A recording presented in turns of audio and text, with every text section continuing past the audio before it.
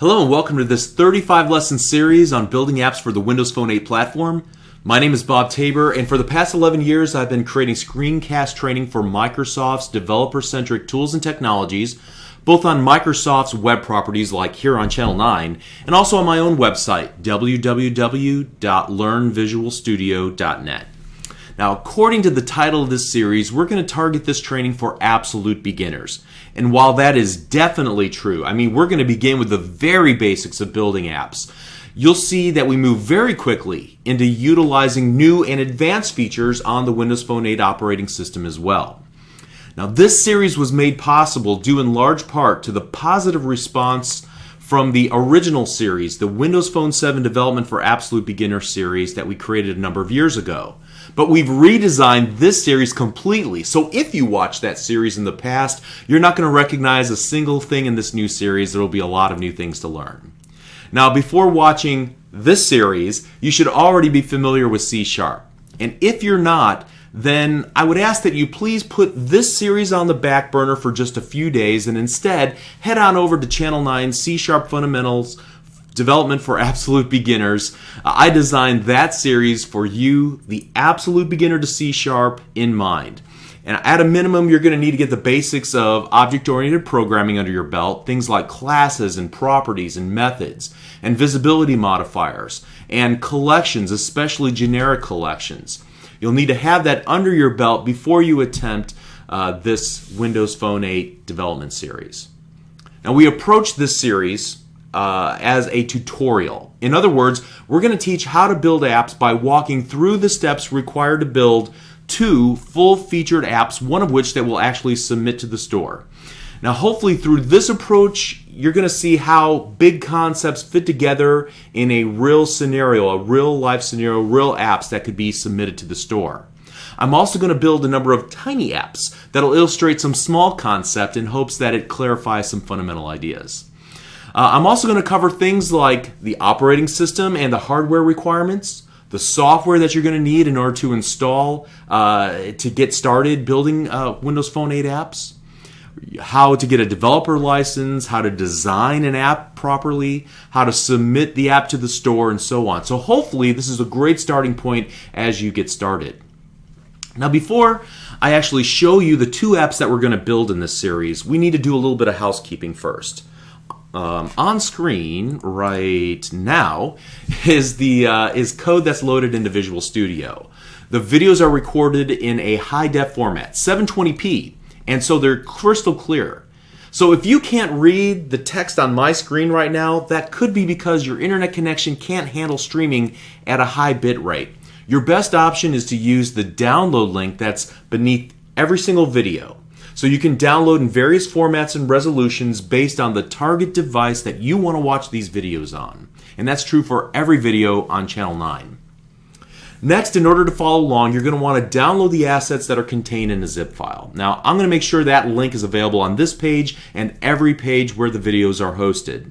It'll contain the assets that you need to include in your projects, as well as the finished versions of the app, so that you can compare the code that I've written with the code that you're currently working on. And then finally, for the first time on Channel 9, I'm including a text and screenshot version of the videos. You'll find it posted below each video. Now, while these are not necessarily word-by-word transcripts of what I'm going to say in the videos, they will cover the exact same material and they'll provide the code that I type in so that you can copy and paste it directly into your app, okay? I'm providing this for those that have a hearing disability or for those who don't use English as their primary language. Also, it should be helpful for reference purposes so that you don't have to go back through and watch the entire video again just to recall some idea or technique that I demonstrated in this series. Okay, so what are we going to build in this series? There's actually 2 apps, 2 full-featured apps that we're going to build. Let me go ahead and run the first one in the emulator, which we'll talk about in one of the first lessons in this series. This first app is a soundboard app. First of all, it will allow you to move to different pivots to see lists of tiles, each one containing wave files that when you click on the tile, it'll play the appropriate sound. So for example, if we want to hear a duck quack and annoy the animals in our household or our friends or our family, we can hold up this app, hit a button, and add it to the conversation. Okay, so that's the first app. Also, it has a neat feature. Notice that we have a little app bar here, and then we have a little about menu. We're going to talk about adding that. We're going to navigate to another page where we can actually record and play back the sounds here then on our on a special pivot that will contain just the tiles of the sounds that we've recorded using the device. Very cool. So let me stop that and then show you the second app, which is completely different. It's called Around Me, and what it allows you to do is wherever you're standing in the world, you can type in a topic. For example, I'm going to type in the topic food, and then click the search button, and now it'll go off to Flickr, the photo sharing website's web services, and it will show me all of the images that match that criteria.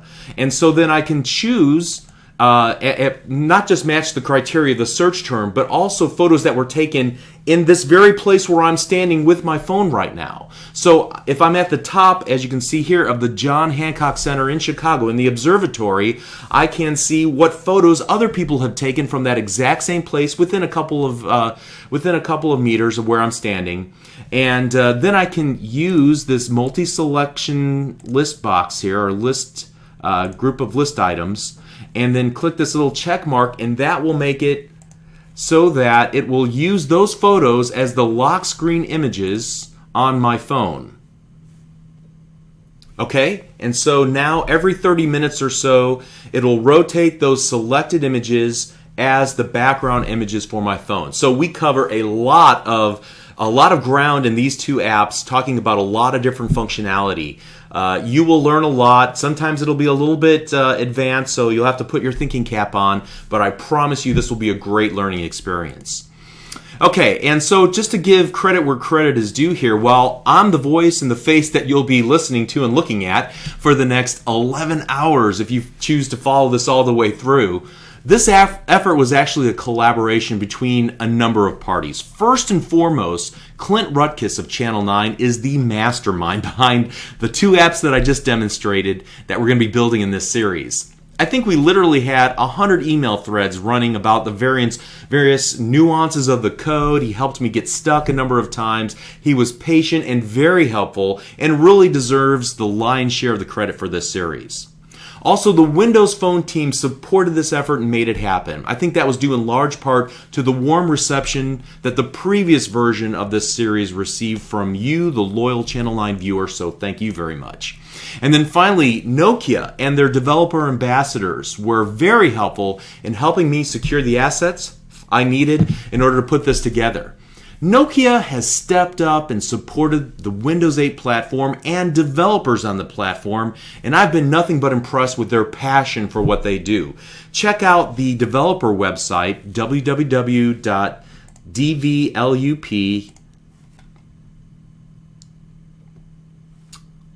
short for develop.com. They offer one-on-one support, frequent meetups, contests and prizes, and more to get developers like you and me more engaged in thinking about working together to build this platform. You should register with their site in order to get started. And that brings me to this. I am in love with my Nokia Lumia 920. Without a doubt, this is the coolest device that I have ever owned. And trust me, I own several of the most popular devices on other platforms that are available on the market today. If you're interested in Windows Phone 8 development, it's not a requirement, but I think that you're really going to want to own one of these phones. It's not just a great developer testbed for the apps that you build, but it's also a great device. I've been given permission to tell you about my favorite features, so let me tell you that first of all, it has an awesome camera. Purely from a user perspective here. In fact, my wife is constantly asking me to send her pics that I take with my phone. Our son just graduated high school a couple of weeks ago, and she asked me, hey, send me all those pics, because her I mean, her less capable phone just doesn't compare, especially in low light situations. It also has NFC, the near field communications capability, so I was able to share with my friends using a whole other platform, a device on another platform. We were able to exchange information just by tapping our phones together. That was cool. Also, specifically for the Windows Phone 8 platform or Windows phones in general, is the ability to pin things to the start page. My favorite albums, my favorite websites that I visit every day, any apps that I want to use, I can pin them and get to them instantly without having to search through mountains of other apps I might have installed on my device. And then not only that, but some apps have live tiles. I'm sure you've heard that phrase before. I seek out apps that update the tiles on the start page with new information. And sometimes I do that so I won't have to open up the app. Sometimes I just do it because I want to spice up my start page. So I can see weather or my calendar or the countdown to my vacation right there on my start page. Okay, and here's my absolute favorite feature. I'm now charging my phone. Wireless charging is awesome. Yes, most phones have the ability to buy a case that will allow you to do this, but it's built right into this phone. That is awesome. Also, I can do voice commands easily. I just hold down the start button on the face of the phone. So I can create OneNote to-do items that sync perfectly with SkyDrive and sync with my OneNote on my desktop machine. I can also send a text message while I'm on the road, and I don't have to take my hands off the wheel. All right, so there's also other cool things about this platform. First of all, it's growing. Every time I do a demo of my phone, I convert another user. I've got my family and my friends converted that this is going to be their next phone whenever their contract comes up for renewal. And I just read a great article, actually right here at this URL, about the growth of the enterprise market for app builders. And that's really exciting, to leverage this skill set and be able to build apps for large enterprises. And the best feature of all, at least in my opinion, is the fact that I can leverage my existing C# and .NET and Windows runtime experience into building apps that I can carry around with me. Yeah, I suppose that if I wanted to create apps for another platform, I could spend a few weeks or months learning a new language, learning a new API, and so on. Or I could build apps that try to target all platforms but miss key new features unique to the Windows Phone 8 operating system. But this feels natural and easy, and so it's really fun. So if you're just getting started with Windows Phone 8 development, I'm sure that you'll soon share my excitement. This series, at least in my humble opinion, is one of the best ways to get up to speed quickly. So promise me this: if you follow along with this series and you're trying to build the apps as I'm building the apps, if you get stuck or something just doesn't make sense to you, please ask a question in the comments area at the very bottom of this page. Either Clint or I, or perhaps somebody else who's working through the same material, will try to help you get unstuck moving forward quickly. So let's go ahead and get started in the next lesson by setting up our environment, and then we're going to begin writing code immediately. We'll see you in the next lesson. Thank you.